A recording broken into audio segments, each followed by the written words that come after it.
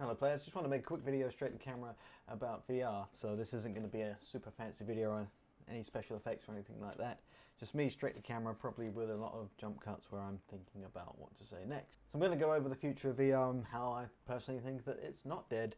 So I've got a few notes here that I'm going to be going through. Like I said, this video isn't anything fancy, and if you don't like videos where people look at notes while they're talking to you, then this video is not for you.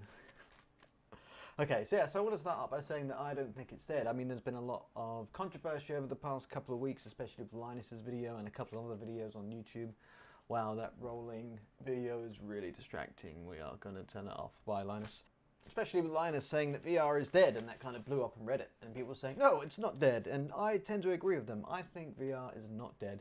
But I think that it's not perfect either. I mean, it has a lot of problems, and we'll get into those in a minute. Now, don't get me wrong, I love VR, and every time I put the headset on, I am blown away by how incredible and immersive it really is. Being taken away to another world, shooting down some robots, hitting some boxes, and Beat Saber, obviously. If I'm being honest, I only really play VR about twice a month at best, sometimes less than that. And the main reason for that is that it is a bit of a faff to set up. I mean, the only place I can play it is in the living room. That's where my gaming PC is hooked up to the TV, and that's really the only place I have enough space to play it comfortably. So I've got about 2 steps either side where I can walk around and not hit anything, and that's fine, apart from the light above. That tends to take a bit of abuse. But yeah, as I said, it takes about 20 minutes to set up, and that 20 minutes is a long time when I can just sit down and fire up Rocket League and be in there in like less than 30 seconds. And it takes about the same time to put away as well. I can't really leave it up all the time because, again, it's in the living room and would have sensors all over the place and or USB cables trailing everywhere. I know I could go to some extreme measures to either bury them or run them on the ceiling, drill things in the wall, but this might be a temporary product. If I buy the next generation of Oculus or Vive or whatever the case may be, then I'm left with a bunch of holes in the wall, which really isn't ideal. Another thing is the cord as well. That's quite uncomfortable when playing. I looked into the wireless solutions, and they're still pretty expensive at the moment.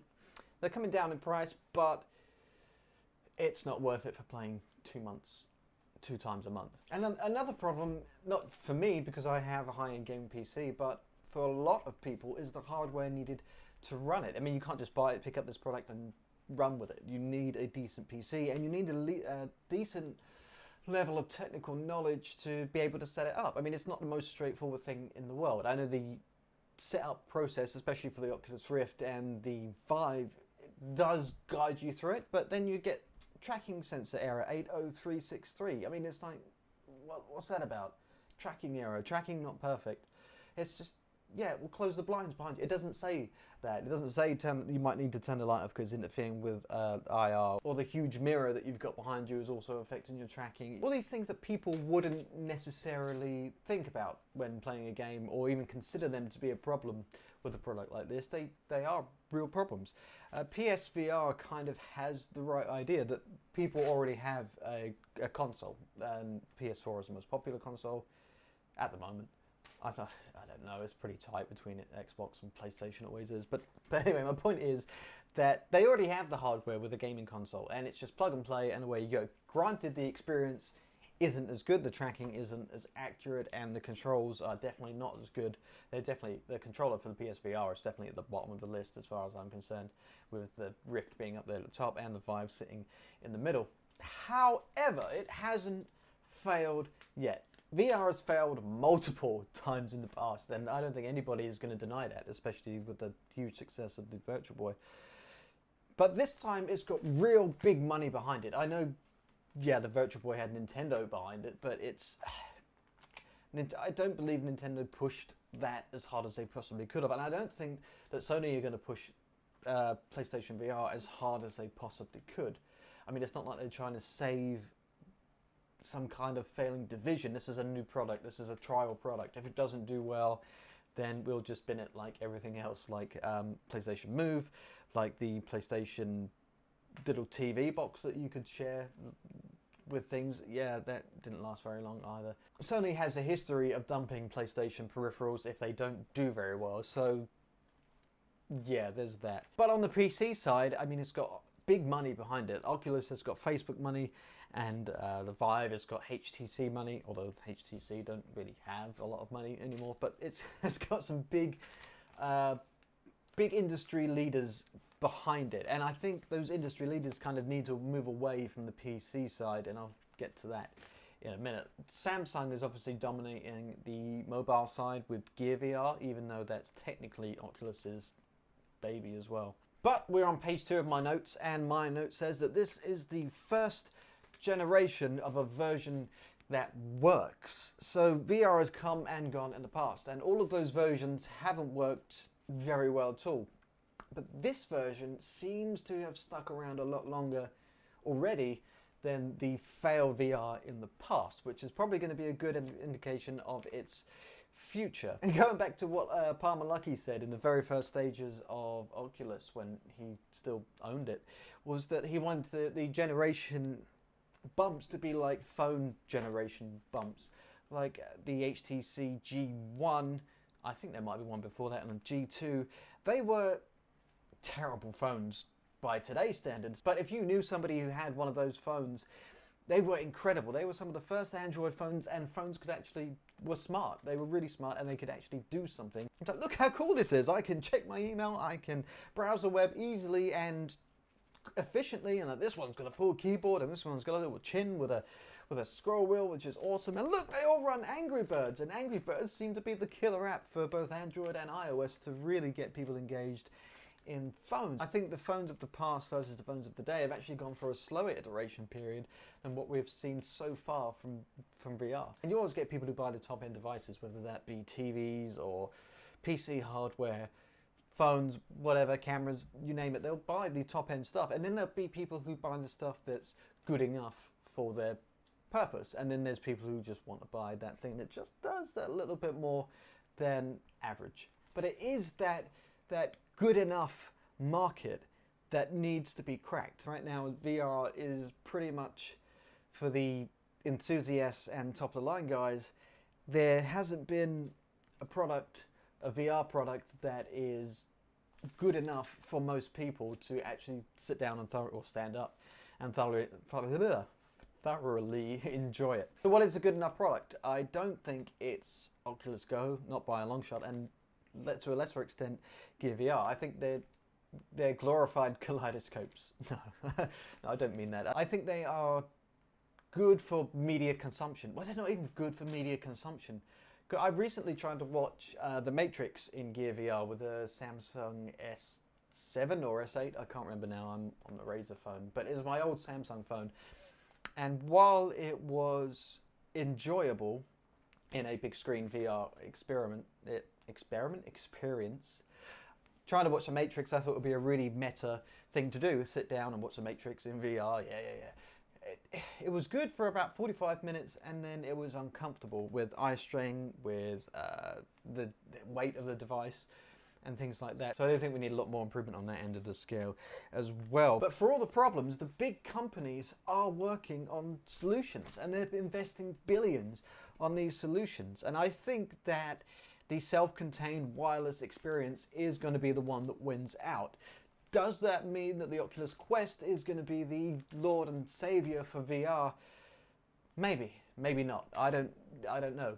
We have to see how good it is first, and we'll have to see how good it is for mass adoption. It might be, but it might be the Oculus Quest 2 or 3, or it might be the HTC Vive Portable 3 that does the job, that is the one that really sells it for the masses. It might not even be HTC or Oculus that comes and save the day. I know Pimax are working on a PC solution, but they might just come out of left field and say, well, we made this completely portable product. Or it might be Samsung who say, we don't want to do Gear VR anymore, here's a self-contained headset. Or Apple might even go down the way of making their own VR headset and having something similar to the Nintendo quality seal thing. And Nintendo might be ones for VR. We don't know.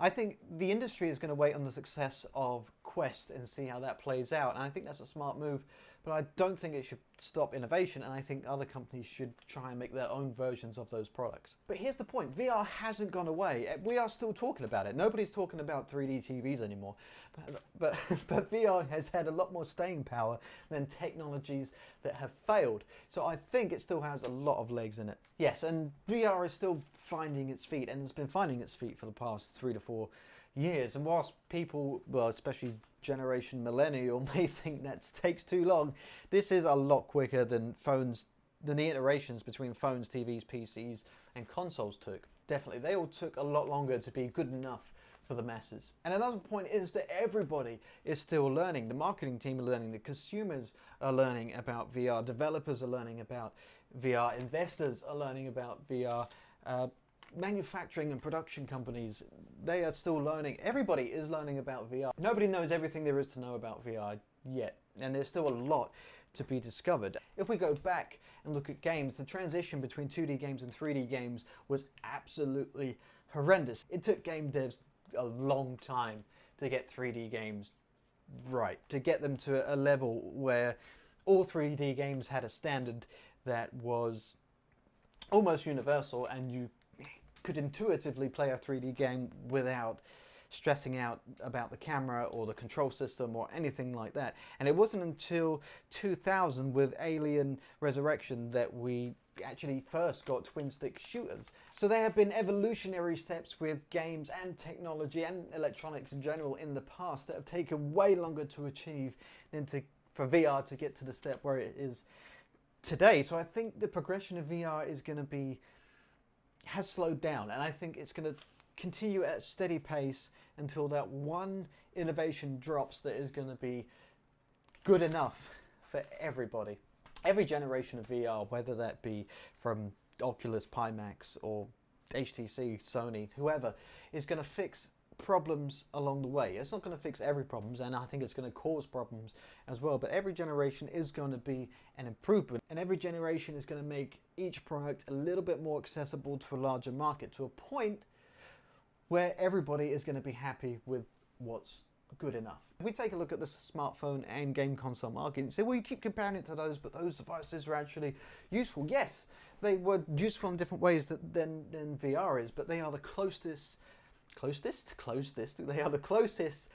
analog that we have got as in terms of a comparison for what these devices can do. If you look at those markets, it's only been in the last year that the smartphone market has actually reached saturation, with smartphone sales plummeting for everybody, including Apple. Nobody's buying new phones anymore. That either says that the phones right now are the best they can be and they're not really pushing innovation, or the market, the Western market especially, is just completely oversaturated with devices.